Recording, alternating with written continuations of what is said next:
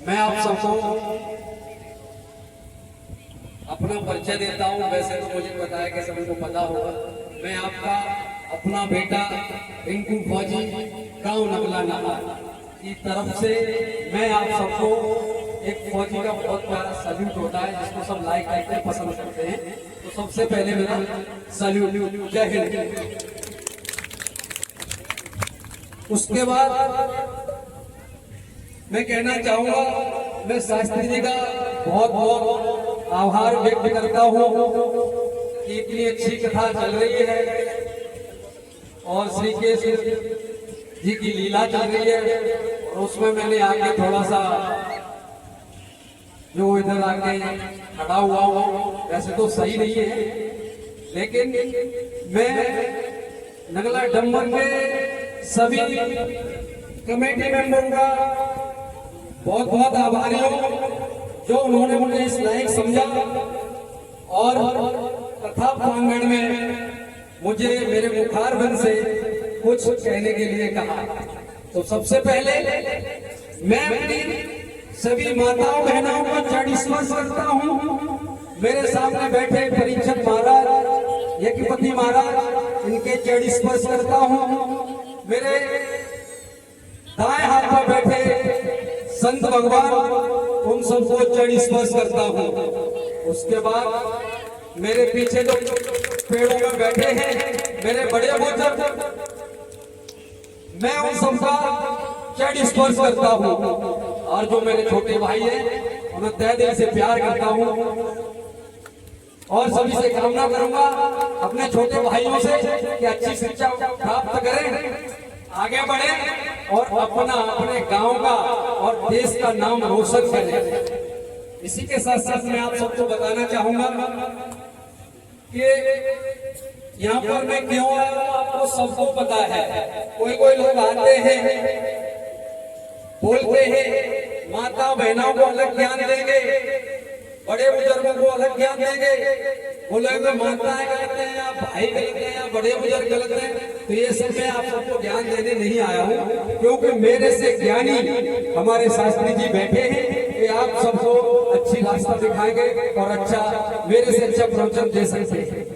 मुझे इतना शास्त्री जी पे बहुत बहुत भरोसा है और इतने ज्ञानी है, मुझे पता है। शास्त्री जी को मैं बहुत पहले से जानता हूँ। मैं सिर्फ इतना कहना चाहूंगा कि मैं फौजी हूँ और फौज के हिसाब से आप सबको कुछ पंक्तियां बताना चाहूंगा। अगर उसमें कुछ गलतियां हो तो मुझे क्षमा करना। मैं आप सबसे ये कहना चाहूंगा, 1965 में जब भारत और पाकिस्तान का युद्ध चल रहा था, उस समय आप लोगों को नहीं थे, सुना होगा। 1965 में जब भारत और पाक का युद्ध चल रहा था तो वहां हमारे उस समय प्रधानमंत्री लाल बहादुर शास्त्री जी होते थे। उन्होंने एक नारा लगाया था, वो नारा बताया क्या था? जय जवान और जय किसान। जय जवान और जय किसान नारा था। मैं आप सबके इस प्रांगण के माध्यम से बताना चाहूंगा कि जय जवान और जय किसान का नारा क्यों लगाया गया था।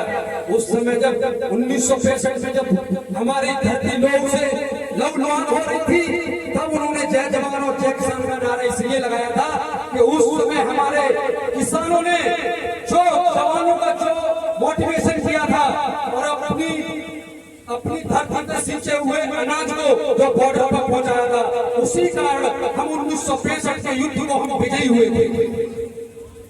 इसी के साथ साथ ये तो पुरानी बात हो गई, अभी तुरंत की कहानी बताऊंगा। अभी 22 अप्रैल को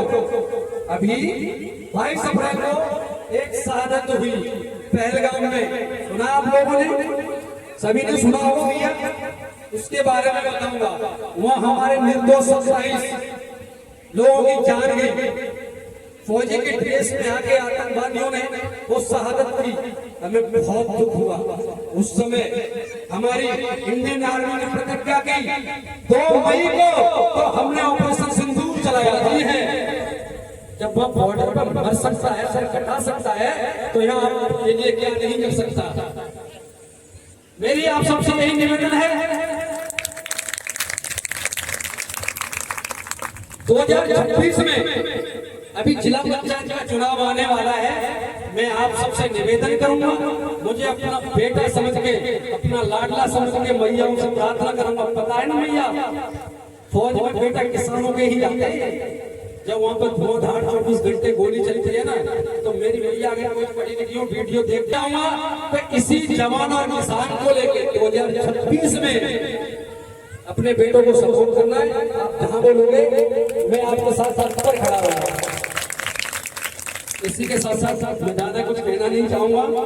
मैं आपसे बस पुणे में शास्त्री जी को प्रणाम करता हूँ, सभी को प्रणाम करता हूँ, संत भगवानों को प्रणाम करता हूँ, बड़े बुजुर्गों को प्रणाम करता हूँ और अपनी वाणी को प्रणाम देता हूँ। मेरा फिर से सलूट सभी के लिए। जय हिंद।